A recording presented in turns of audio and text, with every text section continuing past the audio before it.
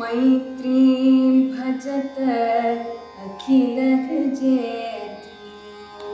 मैत्रीं भजत अखिलहृदयेत्री मैत्रीं भजत अखिलहृदयेत्री आत्मदेव परानपि पश्यत आत्मदेव परानपि पश्यत युद्धं त्यजत स्पर्धां त्यजत युद्धं त्यजत स्पर्धां त्यजत त्यजत परेष्वक्रममाक्रमणम् त्यजत परेष्वक्रममाक्रमणम् मैत्रीं भजत अखिलहृदयेत्री मैत्रीं भजत अखिलहृदयेत्री जननी पृथ्वी कामदुगास्ते जननी पृथ्वी कामदुगास्ते जनको देवः सकल दयालु जनको देवः सकल दयालु दाम्यकदत्त दयत्वं जनता दाम्यकदत्त दयत्वं जनता श्रेयो भूयात् सकल जनानां श्रेयो भूयात् सकल जनानां श्रेयो भूयात् सकल जनानां श्रेयो भूयात् सकल जनानां श्रेयो भूयात् सकल जनानां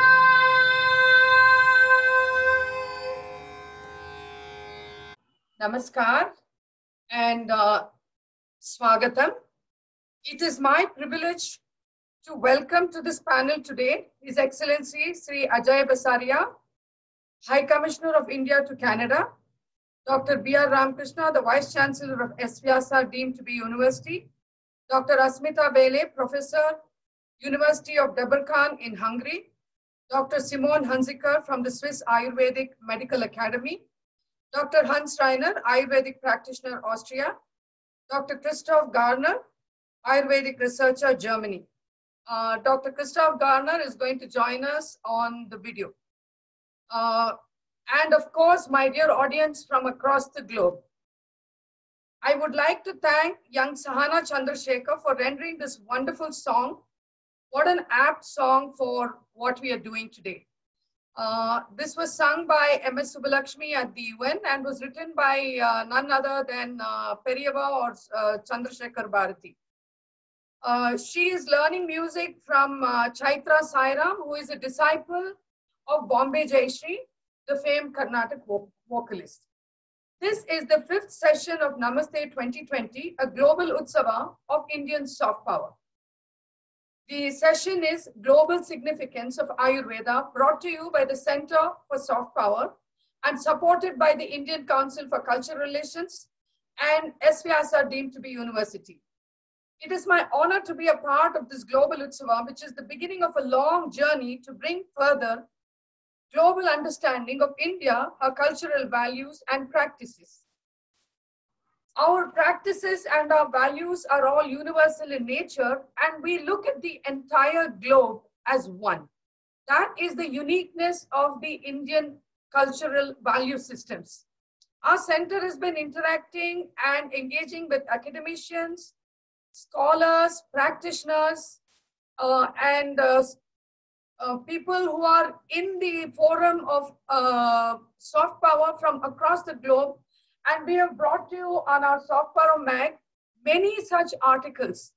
And in the process, the whole learning has been twofold, where we have learned one thing, that no matter where you come from, there is an underlying sense of humanism that exists. And this cannot go away with borders. And this pandemic has brought that even more. You know, people helping others, people looking out for each other, countries worried about other countries. This is actually true humanism.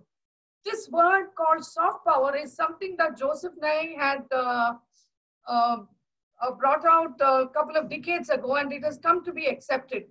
But I would rather say that it's not about power, but for us in the Indian ethos, it is akarshanam, or bringing people close to us through a gentle approach. If you were there in our yesterday's session, you will know what I'm saying, because the Indian influence has been across many countries for eons, for thousands of years. We don't even know how long, and I wouldn't even be worried about dating it. If you see some of the South Asian countries where the kings were from India, but the lifestyle was essentially whatever country it was. So that is how we had the core value systems went, but lifestyles didn't change, their languages didn't change, everything remained the same. So that is what I mean when I say akarshanam, or bringing towards us in a gentle manner, where our values are universal, like our Ayurveda or our yoga or our cultural arts, our cuisine. People across the world practice it. And I've seen one thing, that when people from non-Indian origins take to it, they literally drown themselves to it. And in the process of our talking to others, we have learned and taken things deeply to ourselves also. We are learning more about ourselves while looking and engaging with people from other places. I would like to start with welcoming and introducing our ambassador. And I have to say one thing, that there have been so many ambassadors that have been so kind to us and engaged with us and accepted to come, in spite of their busy schedules. And now it's evening for us, it's early morning for them. They have not looked at any of that. And some of our panelists, we have requested them and said, please, is it okay? It's a little late for you at night. I know one of them, it's going to be quite late in the night, but they were willing to come, not just for this panel, for many of our other panels. So we will begin with an address by His Excellency Sri Ajay Bisaria, the High Commissioner of India to Canada. Sri Ajay Bisaria is a career diplomat and assumed appointment as High Commissioner to Canada in 2020. He is an IFS officer of the 1987 batch. He was appointed Private Secretary to the Prime Minister of India in 1999 and served in this capacity till 2004. Sir, we are ever so thankful to you for so spontaneously accepting to join us in this celebration. So over to you, sir. Thank you very much, Vijay Lakshmi ji. Namaskar to everyone. Let me start by greeting the members of the panel, Dr. B.R. Ramakrishna from the S. Vyasa Institute. We respect this institute so much for what you've done, especially with Canada. Dr. Asmita Vele, who's in Hungary, Dr. Garner, who's in Germany, Dr. Hunziker in Switzerland, Dr. Reiner in Austria. So welcome all of you to this wonderful panel, and my greetings to all of you. And of course, good morning to those in North America, good afternoon in Europe, and good evening in India. So it's great to see such a wonderful global panel that you've put together. I want to thank particularly the organizers of the Center for Soft Power for organizing Namaste 2020 and this global Utsav, this global festival for Indian soft power. It's a privilege for me to join this group of eminent experts and doctors. I feel a little out of place here, but I guess I have more to learn here than contribute. But perhaps what I could do is give a little illumination on the issue on the policy side of how regulatory and policy systems treat Ayurveda. Well, as the world reels right now under the impact of this global pandemic, which you just mentioned, it's really spared no one. Everyone is reeling under its impact. It's an unknown that's defining our lives at the moment. But it's also a moment to reflect, particularly on the issue of health, disease, living. How do we deal with these issues? And among all medical systems in the world, Ayurveda is one system that simultaneously focuses on on health in all its aspects, which is the body, the mind, the spirit, a holistic understanding of living practiced through ancient India, and a vision that was very sophisticated, that was based on nature, that was based on an understanding of nature and the human body. And this knowledge became refined into a holistic, inclusive life science, emphasizing prevention of disease and fulfillment of one's spiritual purpose. So all of us who have seen and believed in the efficacy of Ayurveda believe that it should be integrated into mainstream modern healthcare. Now, India, of course, has given this huge priority with this aim to bring marginalized and alternate systems of medicine into the mainstream. In 2003, we established the Department of Ayush, Ayurveda, Yoga, Naturopathy, Unani, Siddha, Homeopathy. And this is now a ministry, perhaps the only ministry of its kind in the world, which has been promoting Ayurveda in such a positive and constructive way. Now, in India, several practitioners today are trying integrative medicines. We speak to major allopathic doctors who are talking of incorporating elements of Ayurveda into modern medicine to treat chronic illnesses. We have a robust conversation going on today on integrative medicine, drawing on both modern medicine and Ayurveda. And the immunity boosting quality of Ayurveda has been happily very much part of the conversation across the globe when we talk of the current pandemic. And this is heartening because we are looking at alternative ways of strengthening ourselves to deal with this strange virus. I was privileged to be ambassador in Europe, in Poland, very recently, 2015 to 17. And that is, of course, the northern neighbor of Hungary represented here, and eastern neighbor of Germany. And we attended some excellent conferences at a conference yoga and Ayurveda center called Suliswov, which is housed in a German castle in the south of Poland. And I had the pleasure of interacting and learning a lot from Swiss and Hungarian experts on Ayurveda, and particularly on the issues of dealing with Ayurveda and promoting it in EU and in Europe.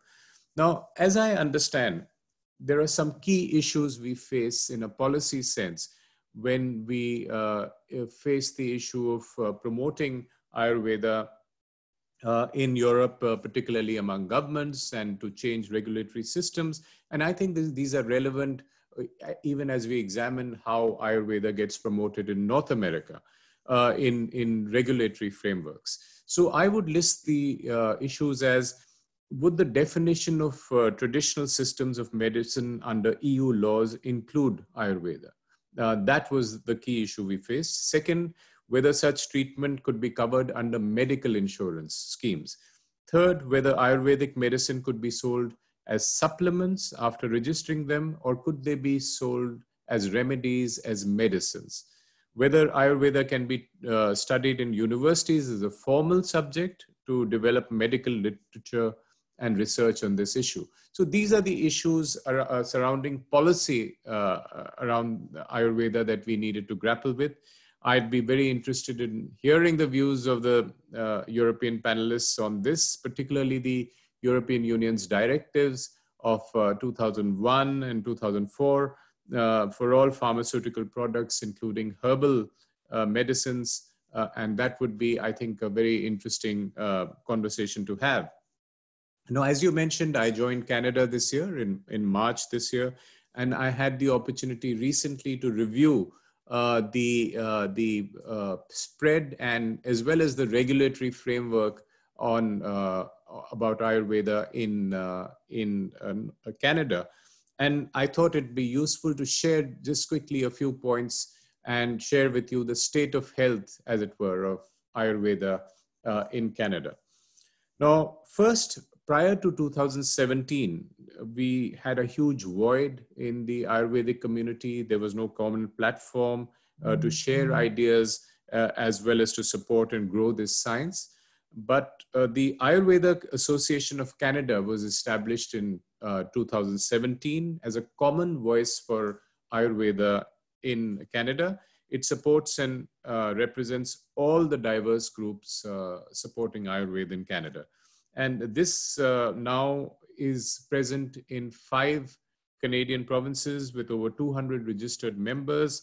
And it hosted its first conference in 2017. Some of you may have been part of it in Toronto, and another one in Vancouver in 2018.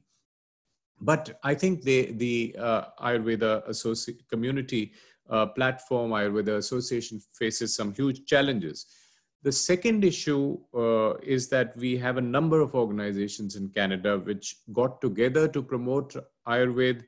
This includes apart from the Ayurveda Association of Canada, the Canadian Ayurvedic Members Alliance called CAMA, the Canadian Ayurvedic Practitioners Association called CAPA, and the Center for Ayurveda and Indian Systems of Healing, which is called KESH. And what these reflect is that there is a deep interest at the popular level among people in understanding Ayurveda and being treated by it. Third, Ayurveda still is not recognized as a medical stream in Canada, and that's important. Unlike other streams of alternative medicine, for instance, homeopathy was in a similar situation about 5 years ago, but it was recognized by the regulatory system in Ontario. And the situation varies in Canada across provinces. It's not a centralized decision-making on this issue. And Ontario gave it a recognition of medical practice for primary healthcare to homeopathy. And we have an MOU in place with Ayush to promote homeopathy in Canada. Fourthly, I think the penetration of Ayurvedic remedies in Canada is very high. We've seen the evidence, we've seen the anecdotal evidence. For instance, we have a company in British Columbia called Padma Shri Naturals, which imports Ayurvedic formulations into the US and India under brand names like Sevanti Ayurveda. And many big Ayurvedic companies from India are already exporting product lines to Canada. This includes Himalaya, which has currently 40 licensed products. Patanjali has 22, Dabur has 7.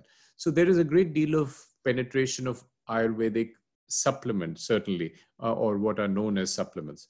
Fifth, we've had some discussion on establishing an academic chair on traditional Indian medicine, but not yet reached fruition. So again, this is an idea we can promote to promote chairs on Ayurveda with universities which have a great deal of interest in India. And sixth, an MOU between the Indian Pharmacopoeia Commission and the Integrative Health Institute of University of Alberta was done on what was called a pharmacovigilance program. And this is under discussion. So again, this reflects a great deal of interest in the academic scientific expert community on integrating Ayurveda. So overall, I think the message I wanted to give was that Canada is really lagging behind Europe in the promotion of Ayurveda, in the conversation on Europe, on Ayurveda. But conversely, the interest among the people, I feel here, is much greater in Ayurveda. It is also concentrated in areas where we have higher concentration of people of Indian origin, Indo-Canadians, like Ontario, British Columbia, and Alberta, and even Quebec. So I would say that in Canada, like globally, the regulation has been behind the curve. So while the adoption by people, the love for Ayurveda, which you mentioned, and particularly as the ancient science gets validated by modern research in universities, People are seeing the benefits of Ayurveda and want to embrace it, but the regulatory systems are lagging behind in promoting Ayurveda as a mainstream practice. And for instance, we saw in Canada that yoga is practiced by every fifth Canadian. 21% of Canadians have practiced yoga. And of course, we see the strong linkage between yoga and Ayurveda in the sense that, you need the healing power of Ayurveda to supplement what the benefits that you are getting from yoga. So I think we have a strong popular demand and understanding and embrace of Ayurveda, but we need to work out ways of promoting it in a regulatory sense in Canada and perhaps in all of North America in that sense. Let me stop right here and thank you very much for your attention. Thank you so much, sir, for the wonderful few points that you've given. I think it's a lot that we have to think about in India about how to bring Ayurveda into the mainstream. Just this morning, we had 3 sessions on Ayurveda, and one of the Ayurvedic doctors was mentioning that in India, in the Ayurvedic course, they learn a lot about the allopathic subjects also, but in the mainstream allopathic courses, there's nothing about Ayurveda or its approach. So I think India should first make that change. So before I hand over the proceedings to Dr. Ramakrishna, I think I should give a small introduction of all the esteemed panelists now. Dr. Ramakrishna is the Vice Chancellor of S Yoga University, Ashanti Kutiram, Bangalore. He is the Vice President of Central Council of Indian Medicine, Government of India. He has over 40 years experience of integrative medicine practice, Ayurveda, modern systems of medicine, yoga, and naturopathy too. I will introduce all the panelists, sir, and then you can take over. Dr. Asmita Vele, Professor, University of Debrecen. She's a professor and head of department of Rasa Shastra and Vaishya Yajna Kalpa of Ayurveda Pharmacology at the College of Ayurveda, Bharati Vidyapeeth, deemed university in Pune. She is also an honorary professor at the University of Debrecen in Hungary. Her expertise lies in designing and execution of end-to-end research projects of Ayurvedic formulations. She was the Ayurvedic expert and co-rapporteur for the historic working group meeting for development of WHO benchmark documents on Panchakarma Ayurvedic practice and training. Dr. Simon Hunziker, Ayurvedic practitioner from Sama in Switzerland. She is a Swiss medical doctor trained in naturopathy, homeopathy, and psychotherapy. She decided in 2001 to dedicate her life to the global spread of Ayurveda by creating a model for the institutionalization of Ayurveda as a medical system in Switzerland, known for its high standards in medicine and education as a global trend setter and home to European pharma industry. Dr. Hans Reiner is an Ayurvedic practitioner in Austria. He was born in Switzerland. After obtaining a degree in photography from Zurich, he traveled to India in 1972, where he studied yoga and philosophy. In 1991, he started the first Ayurveda hospital outside India at Walsenhausen, Switzerland. In the same year, he received an award for outstanding work in the field of Ayurveda from the Board of Ayurvedic Physicians in Karnataka. He is the president of the Swiss Association of Ayurveda Physicians and Therapists, as well as the Association of Ayurveda Professionals worldwide. Dr. Christoph Garner is unable to join us live, but he has shared with us his video specially made for this because he is somewhere in the mountains where the internet connection is not good.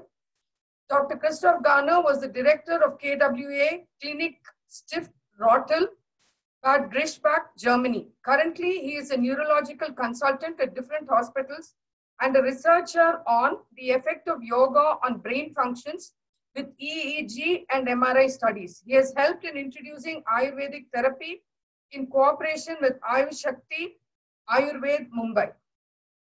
I'll hand over the proceedings to you now, sir. Thank you. Good evening. Namaste. We have assembled here through the link to celebrate Namaste 2020, the global Utsav of Indian soft power. First of all, let me express my heartfelt thanks to the organizer and the organization for such a wonderful, meaningful program being organized. Let me thank Sri Ajay Bisaria, the Honorable High Commissioner of India to Canada, who has made his wonderful remarks on the status of Ayurveda and what needs to be done in order to propagate Ayurveda in Canada. And I also welcome Dr. Asmita Vele, Dr. Christopher Gorner, Dr. Hans H. Reiner, Dr. Simon Hunziker, who are participating in this panel. And let me thank the ability and the capacity and the profound organizational skill of Vijay Lakshmi, Vijay Kumar, Varsha, Aparna Sridhar, and all other members. Today, the discussion that we are taking now is Ayurveda in the global scenario. In this, particularly with reference to integrative medicine. Friends, today, if you just look into the present day problem of COVID-19 or many of the psychosomatic problems that are not being able to address.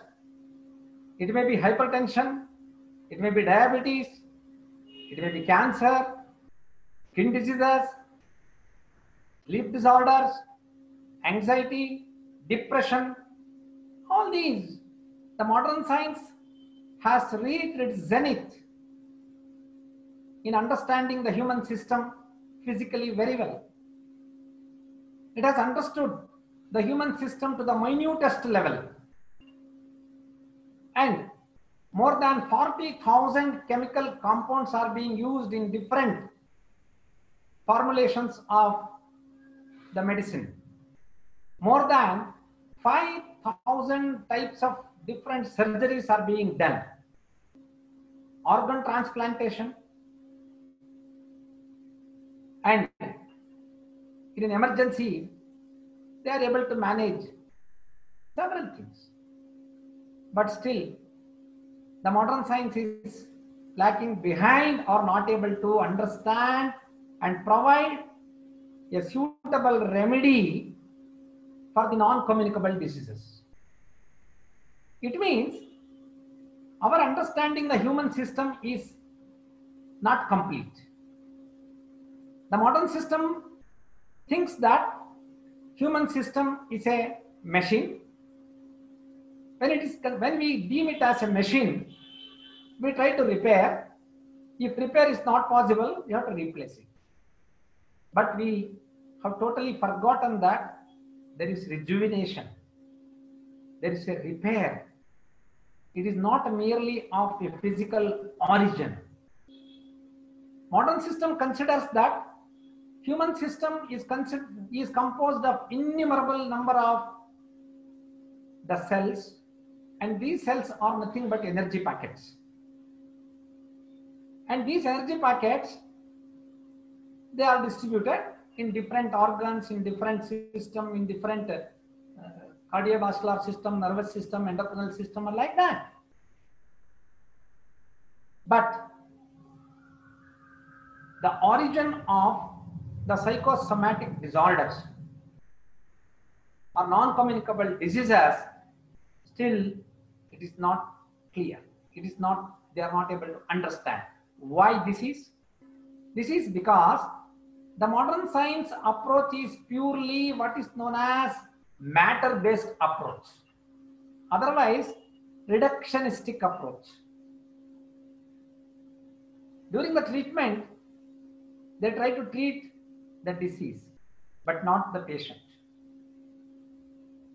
That is the reason why the modern system is not able to solve the problems and provide solutions to many of our day-to-day problems.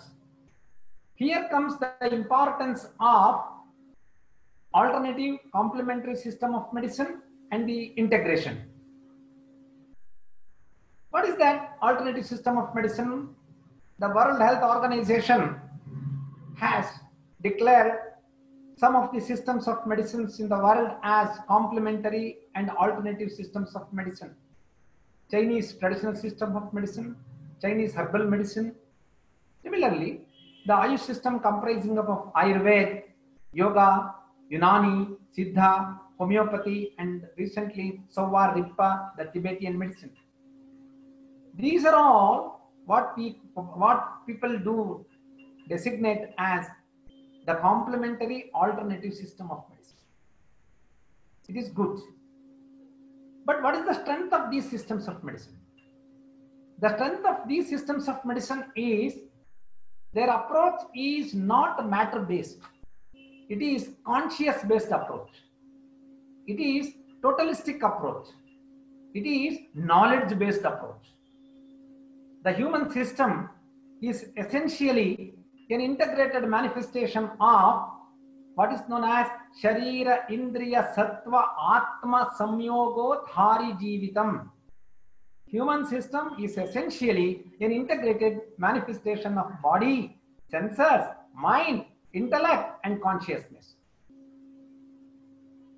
And the approach of treatment is not for the disease. It is for the individual. It is for the patient. What is called as Rogi Chikitsa. There is difference between disease management and patient management. Whereas the Ayush system, the entire Ayush system, focus on patient management. Therefore, there is a difference now. One is disease management, another one is patient management. It means these systems have their own strengths and limitations. The limitation of modern system, as I said, utterly fail in handling, providing relief to psychosomatic problems. Whereas in the Ayush system, there is limitations for surgery, though there were a lot of surgeries done in the ancient period, but in reality today, it is not that advanced or to the extent of modern system of medicine and the management of emergencies. But what should be our objective?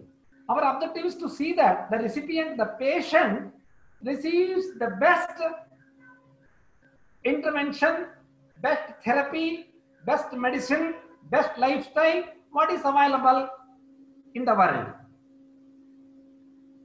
Here comes the role of integration. What is integrative medicine?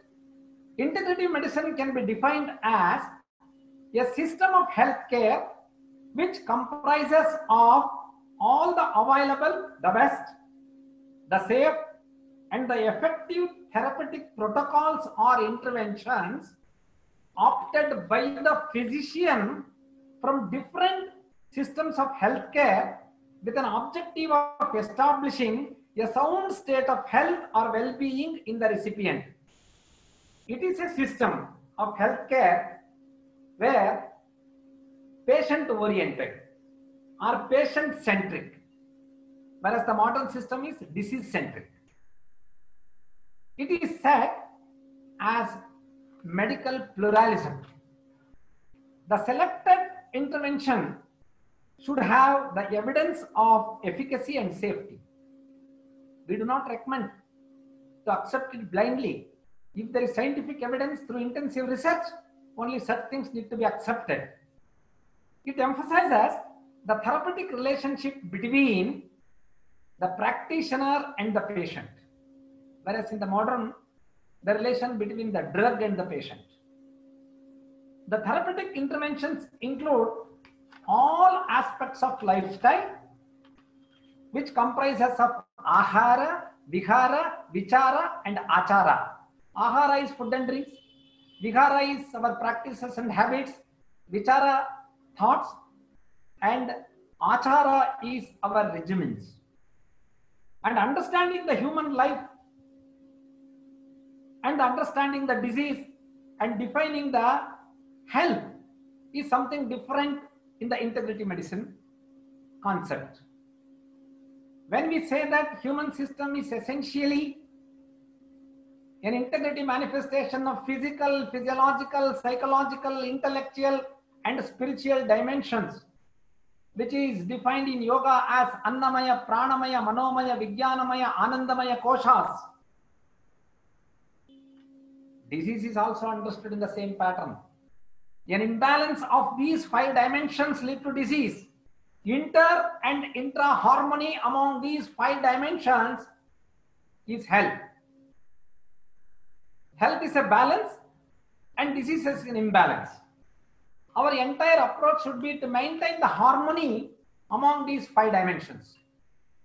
When we say ease, this is an expression of body, not body. It is an expression of mind. When I say dis-ease, I am not comfortable, again it is an expression of the mind. Therefore, mind, intellect and consciousness cannot be separated. It is part and parcel of the system. Therefore, our approach should also be in the same pattern. And remember, immunity for that matter is not merely a physical manifestation. Immunity is essentially again backed up with the intervention of mind and intellect. Therefore, we should understand that every system for that matter have their strength and limitations. Our objective is to use the strength of each and every system that are available today. For that, what is the approach? You need to integrate the concepts and you need to understand in totality, not in fractionality or in reduction way. And our approach should be conscious-based approach. If we proceed with conscious-based approach, all problems can be solved and we can understand what is happening in the system, not only at the body level, at the mind level and beyond that. For that, integration is inevitable. What is that integrative, the benefit? It starts with first lifestyle management. If lifestyle fails, then comes the use of medicines. That to use of medicines, should we go for these chemicals which have a lot of side effects and many contraindications? No. Go with the nature. Procure from the nature. We have plenty of herbs. For that, Ayurveda says regarding the lifestyle, Nityam hitahara vihara sevi vishayeshva saktaha data paraha satya kshamavan aptopasevi cha bhavatya rogaha. It means if one follows a proper ahara vihara vichara achara, absolutely there is no need to worry and the diseases get automatically prevented and it leads from health to positive health. It also helps for extension of lifespan and also a better quality of life. Same thing has been told in Bhagavad Gita too, which is the authentic text of yoga. Yukta ahara viharascha, yukta swapnama bodhascha, yogo bhavati dukkhaha. Therefore, proper ahara vihara vichara achara, if medicines are required, first with herbal, when it reaches beyond, then you can make use of any other systems of medicine that are available. Therefore, integration is inevitable today and this type of conference will overcome any inhibitions or any doubts we have in our mind and let us integrate all the systems which is in par with the Rigvedic version, Ano Bhadraha Kritavo Yanta Vishwataha. Let noble thoughts come to us from every side and let us integrate the best of the East and the best of the West and use it to the recipient. With these few remarks, I conclude. Thank you, Vijay Lakshmi. Namaskar, sir. We request Dr. Asmita Vele to present her speech. I request everybody to keep to their 10 minutes, please. Thank you. Thank you, Vijay Lakshmi ji. Honorable Ambassador, His Excellency, Mr. Ajay Bisaria, sir, Vijay Lakshmi ji, then Dr. B.R. Ramakrishnan ji, and all the fellow panelists, Simon, and people who are listening to today's talk. Namaste. It's indeed a wonderful session that has been coordinated by Center for Soft Power under the leadership of Vijaya Lakshmi ji and her team. And I'm indebted to her for giving me this opportunity to share my experience and views, what I have to share with you today. Ambassador Bisaria ji has given very pinpointed 4 issues which need to be studied in terms of taking Ayurveda on a global platform. So we have 2 platforms. One is India. What are we doing with Ayurveda in India? And the other is what we want to do globally. In that connection, and secondly, Dr. B.R. Ramakrishnan ji has given us a virtue that yes, the future medicine is going to be integrative medicine in the sense that it will be patient-centric. So there could be different streams and ways to heal the diseases or to maintain the swasthya of a person. But when it comes to implementation, so that's a goal, but when it comes to implementation, things change. With my topic, my experiences with Hungary, I have been asked to talk on Ayurveda in Hungary. I'll try to touch upon all the key issues put forth by Honorable Ambassador. And for that, I have made a small presentation. So I'll share it with you, and let's begin with that. So at present, I'm back to India. I completed my tenure as a chair professor in Hungary, University of Debrecen. I was there for 3 years, and fortunately, I returned in January, and then this COVID pandemic has come, and I am thankfully here back in my university. So that's a thing. See, why after all Ayurveda wants to become global, or global population global population wants to have some solutions. So basically healthcare needs of populations are varied. There are needs like in some acute conditions, in trauma, epidemics, and non-communicable diseases, the need of the population changes. Secondly, in non-communicable diseases, there is metabolic syndrome, diabetes, hypercholesterolemia, insomnia, polycystic ovarian syndrome, allergies, even cancers, depression, anxiety disorders, all are being treated by mainstream as well as all these complementary alternative medical systems. Ayurveda fits into that as per the WHO definitions or understanding. There are diseases of industrial population, and there are diseases of rural or developing country population. There is the scale of the diseases is different, and the requirements are different. So also in both the populations, chronicity and recurrence, adverse drug effects, these are the things which are unmet. What do I mean by this? So when the disease goes chronic, or you keep on treating it, there are certain diseases where you feel that, okay, I'm out of it, but it starts coming back. So diseases like diabetes, they are chronic, and diseases like allergies, they keep on coming back. Other than that, there is a category, there are adverse drug effects or side effects.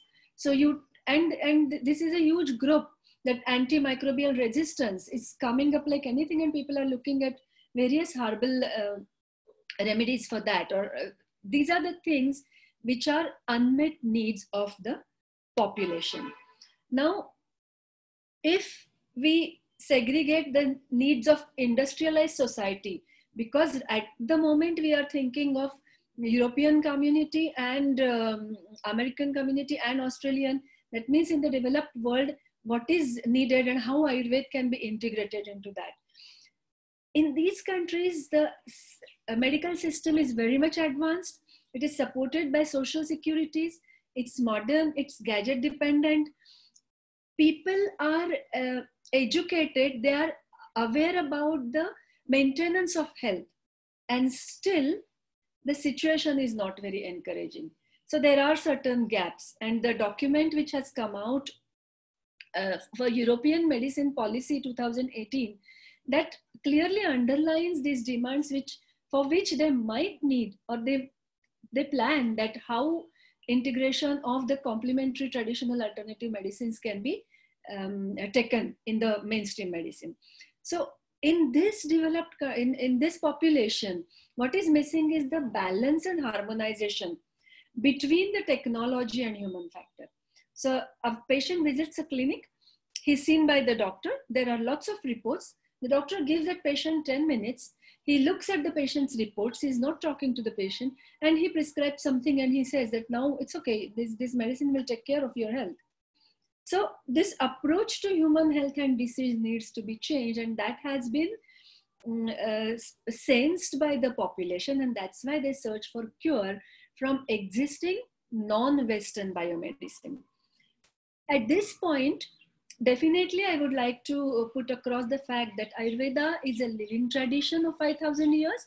It is a recognized healthcare system in India, Sri Lanka, Nepal, Bangladesh, Mauritius, and it offers the best choice.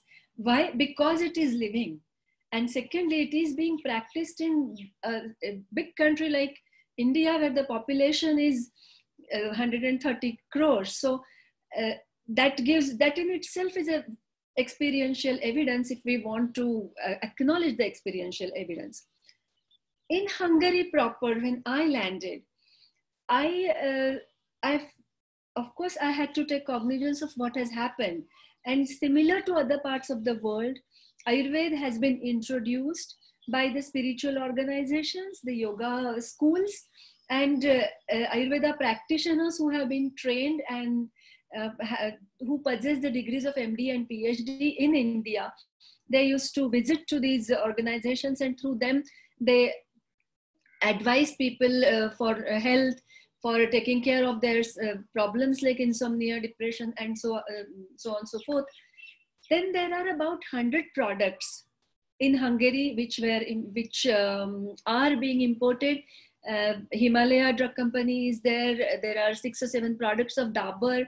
Then there are various nutraceuticals, food supplements are coming. Nowadays, I can get haldi, I can get, that is kurkuma, I can get ashwagandha, I can get so many other products over the counter as food supplements and nutraceuticals. A range of Dabur products, cosmeceuticals is also available. Hungarian people are aware about Ayurveda, Ayurveda's benefits. They are health conscious. They take care of their health through following a routine. Then they also take care of their health by doing regular exercises. A lot of people are aware about the contribution of yoga into health. So when in University of Debrecen, I conducted the International Yoga Day in 2019, the response was overwhelming. We couldn't, all over Hungary, the programs were going on in person in 2019, of course. So the response and the awareness is quite huge. Coming to the regulation of medicine, inclusion in complementary alternative medicine or natural system, inclusion of Ayurveda by the Hungarian decree is there. In 1997, decree number 40, and then there is decree number 11 in 1997, Order of Ministry of Human Capacities. This is medicine you can practice. Now, who can practice? A person trained in India or in Hungary. So a medical doctor, MD doctor trained in Hungary has to take a 2-year diploma in Ayurveda or complementary alternative system of medicine, and he can practice. So that's what the regulation says. Now, where he can get this 2-year PG diploma? And therefore, there are loops, there are gaps and loopholes in the system where where Government of India, Ministry of Ayush is trying to deal with the governments of Hungary and many countries in Europe. On the other hand, now this is from the public perception. On the other hand, the university, some physicians who are made aware by the population, about 20% of Hungarian population is interested in CAM. So the physicians are aware and they want to know, okay, why these people are interested. And they also they also realize that there are some shortcomings, there are some unmet needs of the population. And therefore, in the university, medical colleges, medical schools, people want to study traditional Chinese medicine as well as Ayurveda. And these are the physicians. So they want to study certain known popular drugs like curcuma, fenugreek, piperine, and they want they want to explore this, but they go by their standard reductionist approach. They want to conduct it in the laboratories. They want to experiment on animals. They want to do clinical trials, which is the gold standard randomized control trials. And they are looking after or looking for a drug molecule. Whereas Ayurveda's best strength is giving a complete therapeutic module. So here there is a gap which needs to be bridged. Then when I started in University of Debrecen, the expectation of, there was a MOU between Ministry of Ayush and University of Debrecen through the Embassy of India in Budapest.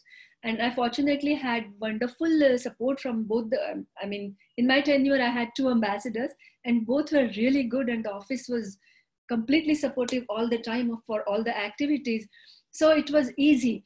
And then the expectation was to build a clinic, and then introduction of, along with the patients will start coming in, there will be treatments, and then there will be introductory postgraduate courses. And this center would cater to the neighboring countries as well as Hungary.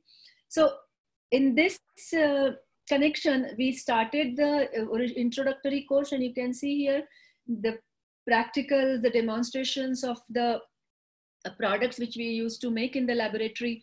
So 2 levels of courses were planned, and I used to deliver them.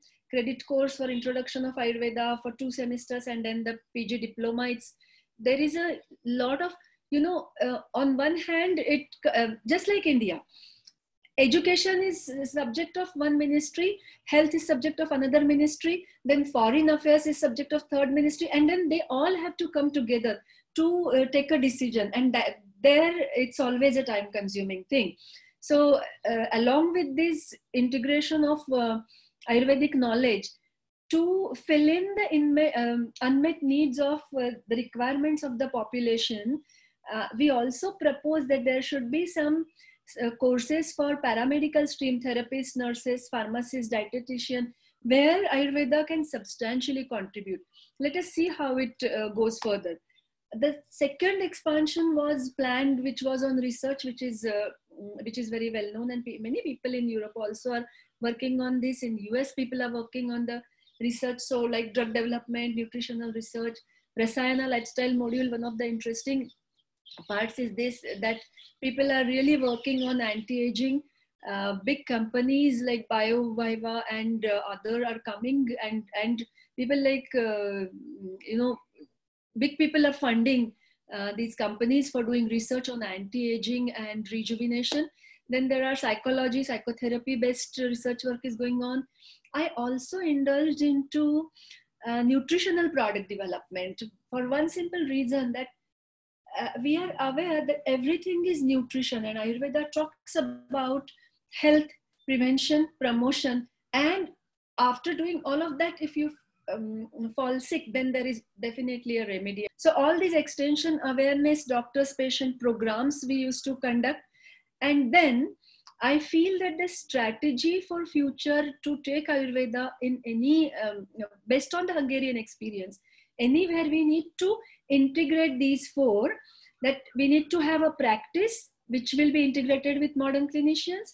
To support the practice, there needs to be products by industry partnerships for Ayurvedic product availability. Education should be integrated, and everything should be documented for that country in that area. And this cannot happen without university. So Ayurveda is beyond cultures. It is a medicine and health for human race.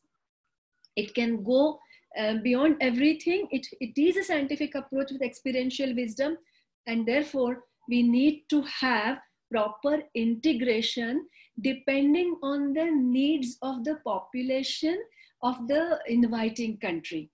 So it should be need-based. without leaving the principle. That's what I have to say. And thank you everyone for patient hearing. Thanks a lot. Thank you very much, Dr. Asmita. I call upon Dr. Simone Hunziker.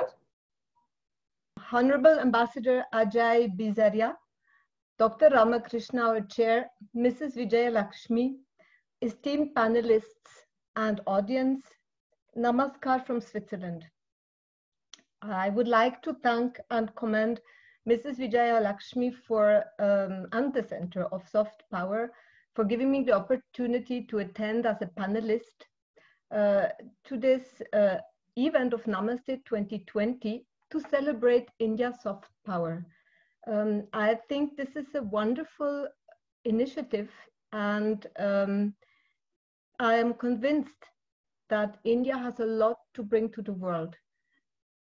I think in past, that's what you definitely showed in the yesterday's session, India has influenced the globe and global cultural developments, scientific also, but I think a new era has come where really the globe needs India's support.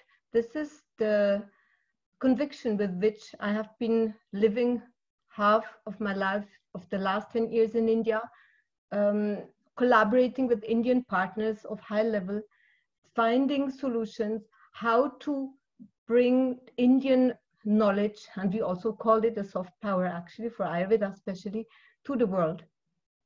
So I shall briefly develop the topic of healing through Ayurveda, although Dr. Ramakrishna, our chair, has already developed it in great detail. So I will not repeat all this, just perhaps underline certain points.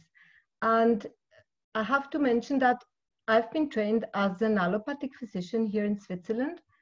And already during my medical studies, I was looking for alternatives because it was obvious to me that the allopathic system was not complete. It could not be the solution for global sustainable health for future generations. So that was kind of my quest ever since I was young. Now, when it comes to healing, healing has different aspects, but it is definitely therapy. It is medicine. It needs a medical system. So when we look at the global scenario over the last 3 decades, except India, Nepal, Sri Lanka, we see that Ayurveda has mainly been practiced as in the sector of wellness, not as a medical system. Now, health has 3 stages grossly of intervention. One is maintaining health. One is preventing disease, which means preventive medicine. And one is curing disease, curative medicine. When we talk about healing, it means curative medicine. For curative medicine, Ayurveda has a lot to bring because, as it's been mentioned before, it has an approach of the complete human being, body, mind, spirit. It treats a patient, not a disease, not a diagnosis, and it treats the root cause. It's not removing symptoms. It's actually tracking back the path of the disease. And when we treat a patient and not a disease, the result is different. And I think this is what we need, and this is what humanity needs. And I do believe, after having been, Switzerland is, over the last four decades, at least 5 decades, we have had almost all traditional alternative complementary systems practiced in the country, and our health insurances are reimbursing all these treatments for the last 3 to 4 decades already. So I had the time to go through the various systems. I'm trained in various of them. But when 20 years back I met with Ayurveda, I just felt, yes, I finally found what I was looking for. It's a complete medical system with solid concepts, with an unwavering logic. You can enter the system from everywhere. It is logic and it is working out. And it is practiced in one of the hugest countries in the world. And we have the documentation preserved for the last millenniums. So what else I mean, there's no other system as complete as this. Why Chinese medicine has been separated in different branches. Its spiritual component has been removed over the time. So if there is a system that can really bring an answer to the need of humanity in future, I think it is Ayurveda. These were the reasons why I have decided to dedicate my life to its spread. So there is one very special thing when we talk about healing in Ayurveda. Because when you look globally, what people say when they talk about Ayurveda, they say, oh, Ayurveda is good for chronic disease. We know that chronic degenerative diseases are not diseases that you can easily cure or heal. You can bring a lot with Ayurveda to increase the quality of life. And the person might even have the impression that he or she is cured. But only in beginning stages of diseases, we can really cure chronic diseases with Ayurveda. But there are acute diseases, and the acute diseases can be cured by Ayurveda. So there's a belief that acute diseases is not for Ayurveda, and this is wrong. Acute diseases can also be cured by Ayurveda, and for chronic diseases, Ayurveda has a lot of means to improve life quality and even to bring the disease back. So it's a powerful system. And research work has been done a lot, not perhaps comparable with allopathy, but a lot of effort has been done, and it shows that this is so. And clinic shows it. We have millennium of evidence, another type of evidence. So when it comes to these acute and chronic diseases, in the WHO benchmarks, where I sat also as an expert and co-rapporteur in the Ayurveda group in 2018 and 19, and in the Swiss regulations, where I was chairing the process between 2009 and 14, the acute diseases are very clearly part of what an Ayurveda practitioner has to take care of. So Ayurveda, in the global scenario, we can say it's not only for chronic disease. The healing is there also for acute disease. So what does it mean when we want to come to provide healing at Ayurveda level? If that system is mainly promoted in the field of wellness, it means it is there on the level of maintaining health, part of it in prevention, but not in healing. What do we need to bring the healing level of Ayurveda to the forefront of the scenario? It means we need knowledge and skills. And for knowledge and skills, we need regulations, standardization, recognition, because only these will allow us to have high-level education and availability of medicines. And this is what we have done in Switzerland over the last 15 years, where after popular vote, it's the people, just like Honorable Ambassador said in Canada, actually the people want it. Yeah, in Switzerland also the people wanted it. Then not only Ayurveda, I mean, they wanted traditional medicines, alternative medicines. And in 2009, through popular vote, Switzerland became the first Western country to enshrine in its constitution the recognition of traditional complementary medicine in its public health system.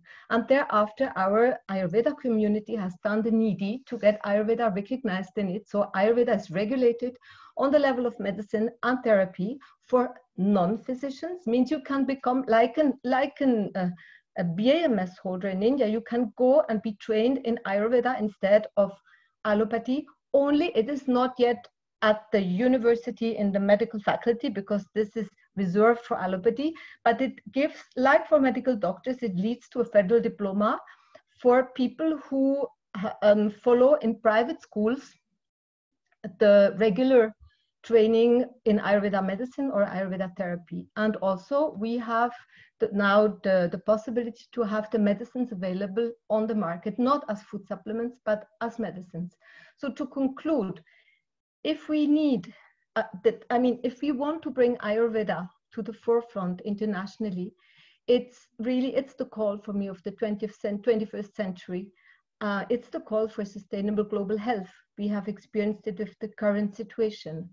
And this sustainable global health was actually the motto of our Indo-Swiss Ayurveda Foundation that was created, that we have created together with Ambassador Swash Pawan Singh, former permanent representative to the UN of Geneva. And later on, we had also Ambassador Dilip Sinha as vice president.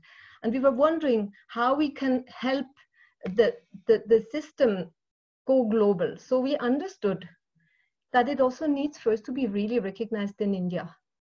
And the collective consciousness of the value of Ayurveda in India is very important. You cannot bring to the world one of your greatest legacies if you're not convinced about it yourself. And I think this is now happening under the able guidance of your Honorable Prime Minister, who for the last few years has really worked on it and opened doors. And with recent developments, this will happen, and this will help us. This will help us to bring Ayurveda to the world. And internationally, what we have to do is to work on legal frameworks and education on high level, as we were able to do it in Switzerland. Our foundation is also ready to support in other countries' processes. And I really do wish and hope that altogether in another 5 years, if we sit together, we can say, yes, we made progress and other countries did the same. Thank you. Thank you very much, Dr. Simone. I request Dr. Hans Reiner to speak next. Good evening and good afternoon. Thank you to the esteemed panel for their enlightening speeches so far. I will present a ground study we have done in the German-speaking area, so you can see the pains and needs of the Ayurveda community in Europe. There is a growing market also of Ayurveda. There is an increasing demand, especially for Ayurvedic medicine, but we have the problem that the awareness of the general public is still in the region of wellness.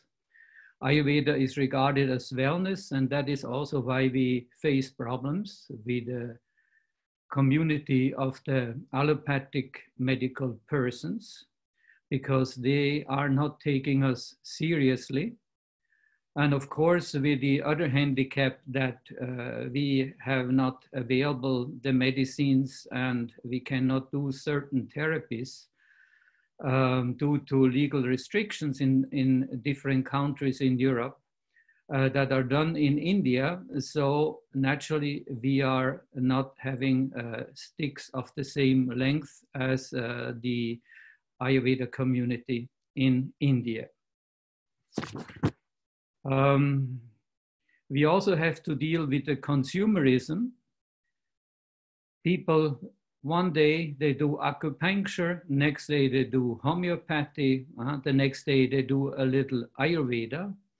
So we have to bring awareness. How we can bring this awareness? We have to have more presence in the media, where presently in German-speaking countries, Germany, Austria, parts of Switzerland, we are not even seen there. There is very few articles about it.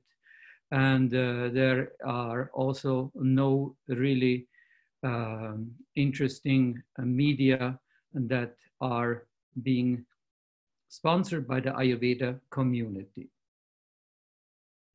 Then the Ayurveda therapists and doctors, we have a other big problem, and that is in our survey of 66 members, doctors and therapists in German-speaking countries, we found that only 2 therapists are less than 40 years old.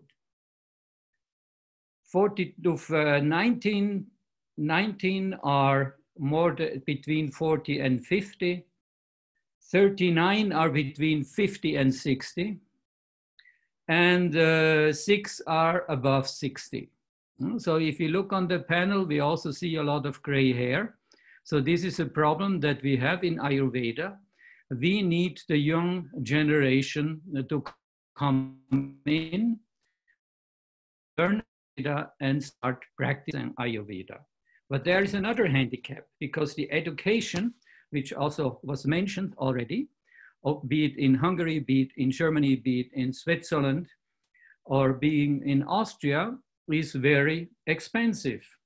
The training is lengthy, expensive, and for many people hardly feasible in terms of time and due to the physical presence obligation of the school.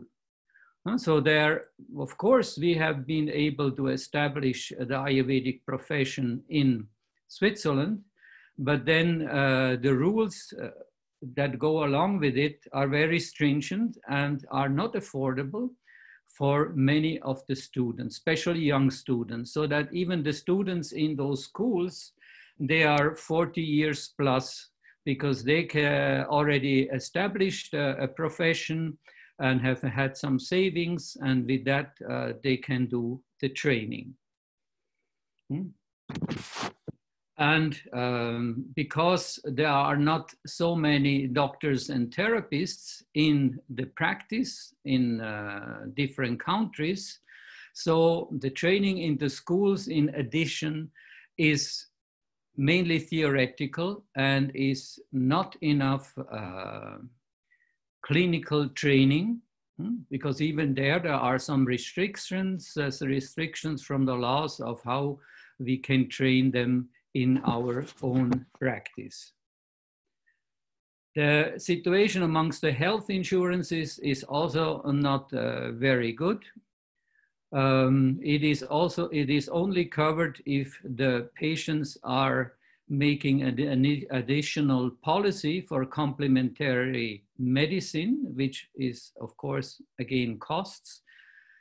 That is feasible in Switzerland, where every individual has to do his own insurance, but in countries where the insurance is done by the government, means, or by the employer, and just deducted in terms of percentages, people are not even aware what the insurance will pay, and they are not willing to do their own insurance for it. It means we are facing a lot of arbitrariness and bureaucracy from the health insurance in terms of the rules we have to abide, the paperwork we have to do, and also the qualification we have to bring to be even on the list of the insurances. Many therapists and doctors are overwhelmed with the practice management because all of this bureaucracy, and then Ayurveda is a lot of practical work, especially if you do Kerala Ayurveda with the Panchakarma.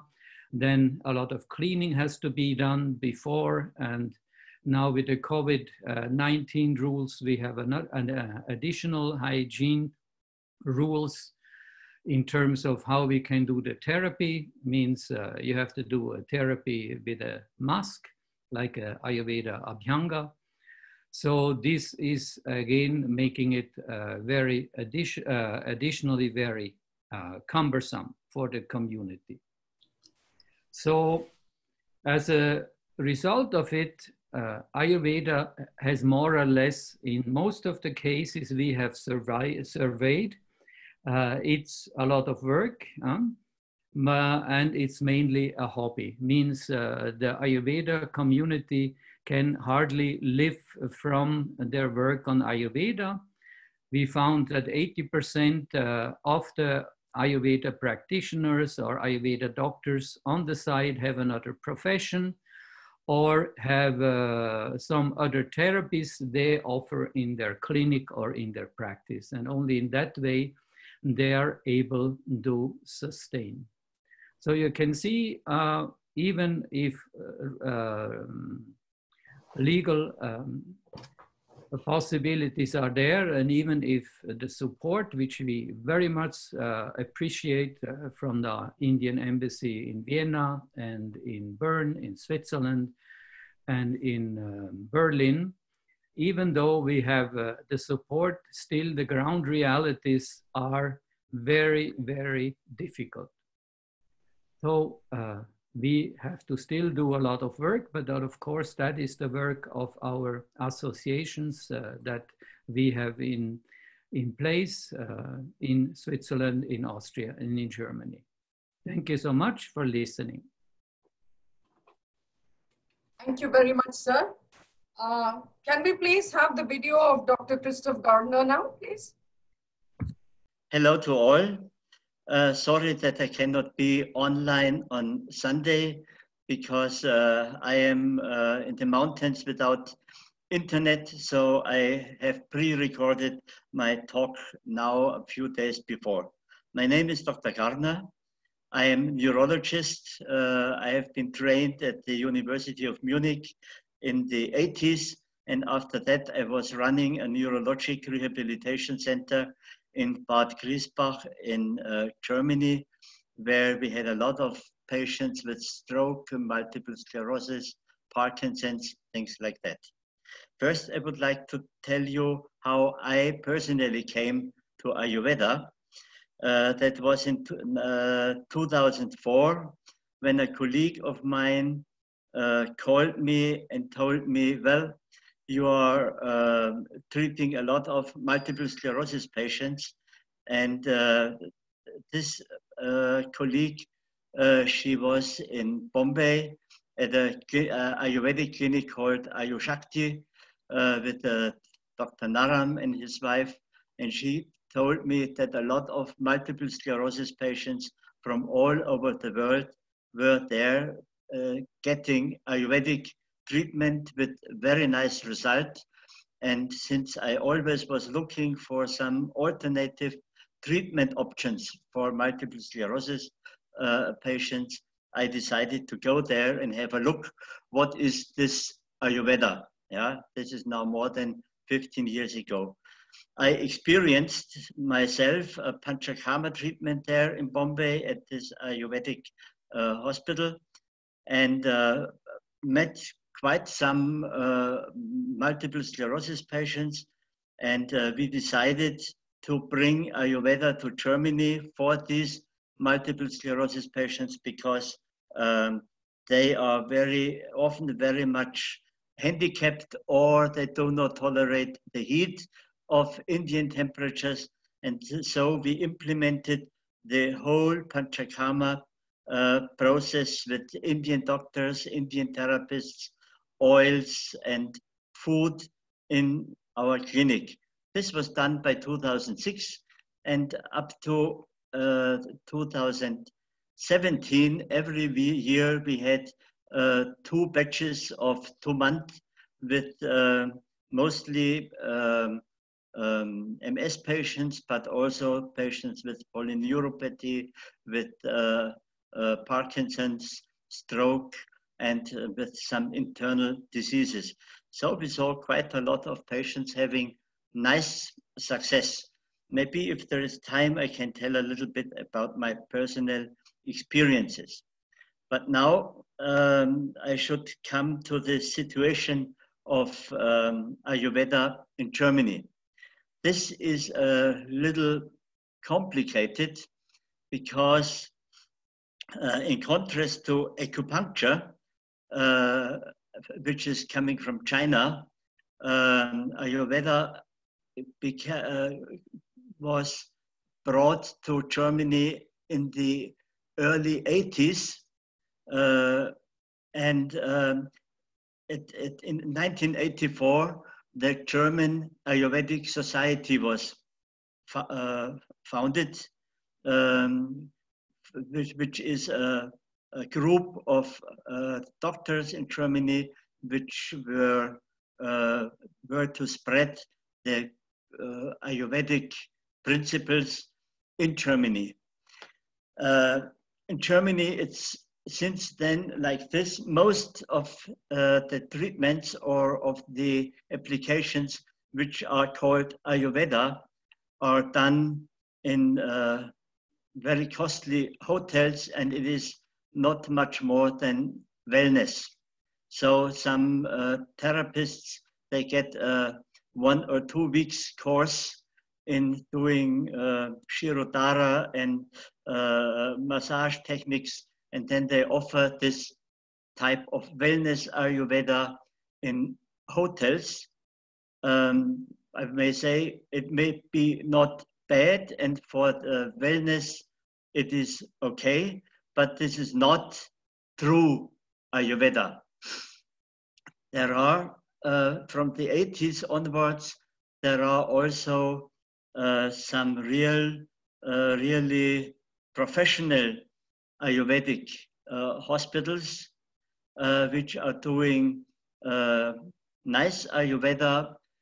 Sometimes they even have Indian doctors or Indian therapists, but mostly it is done by German doctors and German therapists, but they have been trained very nicely, and you can do very good Panchakarma treatment here.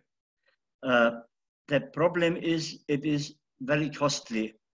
For 2 or 3 weeks, you have to pay about 200 euros per day for the hotel and the treatment, and only a few people are able to pay it. So Ayurveda in the real sense here is still quite rare because of the mostly because of the high costs which the patients have to pay.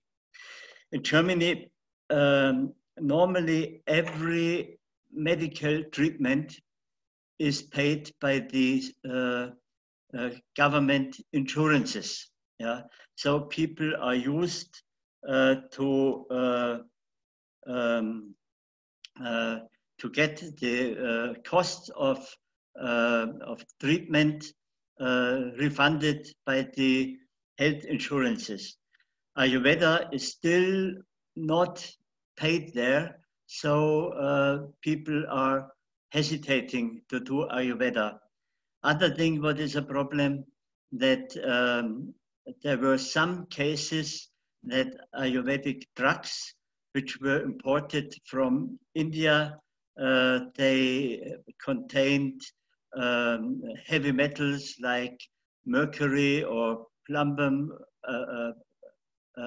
or other heavy metals which are in the recipes of true Ayurvedic medicines. Yeah, but in Germany it is strictly forbidden to use these type of medicines. So there were some publicity where the TV was running that some people were seriously ill by taking Ayurvedic drugs with intoxication of mercury and so on.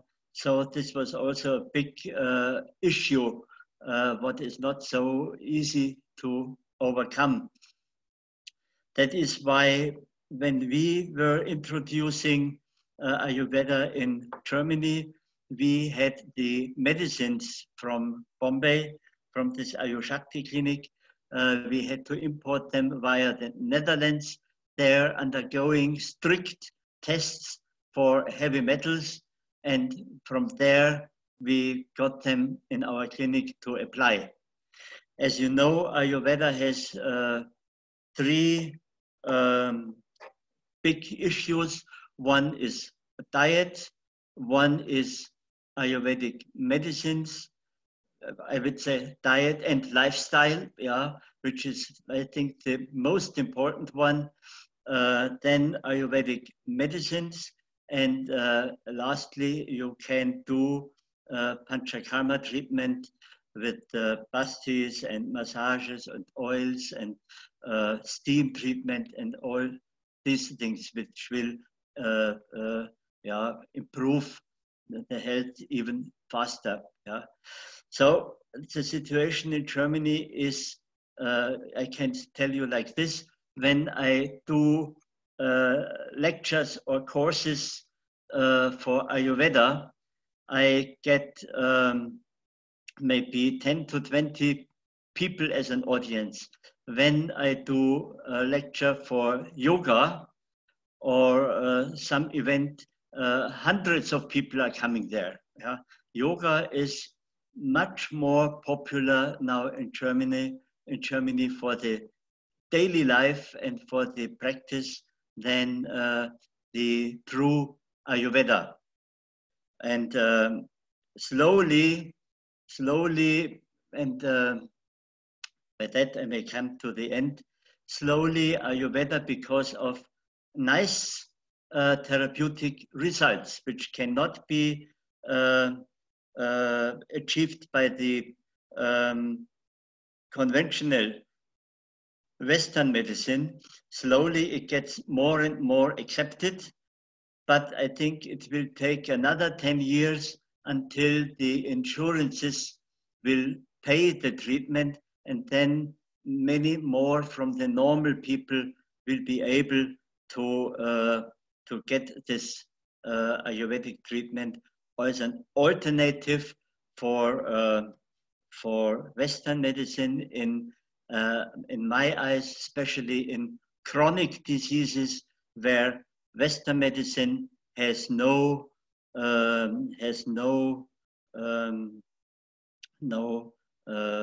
help. Okay, so this is my experience of the situation in Germany. As a summary, it is improving, but it is still, as for the regular, for the good treatment, it is still on a relatively low level. Namaskar, and I request Dr. Ramakrishna to just say 2 words as closing remarks. And the Honorable High Commissioner of Canada has made a wonderful statements about the situations in Canada and how Ayurveda is getting popularized. And there are some hurdles also. I am sure that he can take up the issue with the Ministry of Ayush and the Ministry of External Affairs, and those things can easily be solved. But coming to the situation in the entire Europe, the European community and the government still under the impression, except Switzerland, that Ayurveda is a wellness, not even medicine. It's a wellness procedure or something like that. But it is very strange.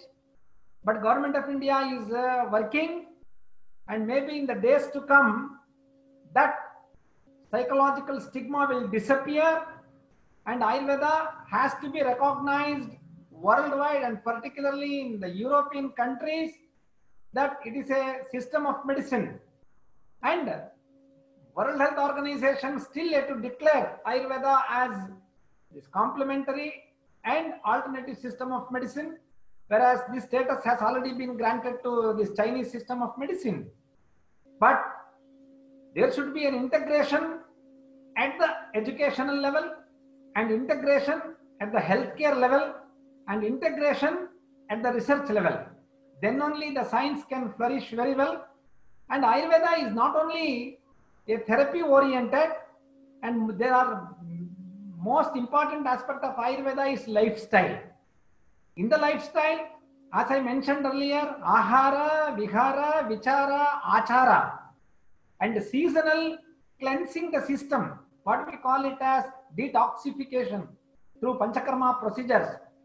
When these are there, Ayurveda can work a better alternative for prevention, for radical cure, and also from health to positive health, and also extension of our lifespan. When all these are there, the world has to open its eyes. World Health Organization should give more importance to integrative medicine. The whole society, see, the integration is happening at the people level. People always like to have what they like and what they feel effective. Our neurologist from Germany, he has made it, Professor Garner, he has made wonderful reference when he visited Mumbai, and he saw with his own eyes how the people with multiple sclerosis are improving. So therefore, the world community has to open eyes and integrate. And when we integrate, the best things are taken from each system of medicine, and finally it is transferred to the community. And in the present scenario also, for the pandemic, no doubt intensive research is going on to explore vaccines. But in India, the percentage of mortality is very less because most of the people are practicing the household traditional experiential system of medicine, Ayurveda, Unani, Siddha, all these things. So therefore, the immunity level is being improved, and the boosted immunity will take care of such pandemic and epidemic diseases. So therefore, I really congratulate all the panelists who have expressed their real status in their countries and the states in a very beautiful way, and also the Honorable High Commissioner who has made a wonderful remarks, and expressing my heartfelt thanks to Vijay Lakshmi and her group and the organization for organizing this wonderful program, that too in the scenario of COVID. Namaste 2020. Namaste to everyone. Thank you very much. Abhinandan. Thank you.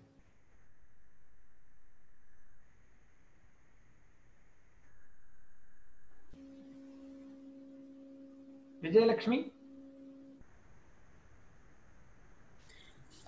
Thank you, Dr. B.R. Ramakrishna.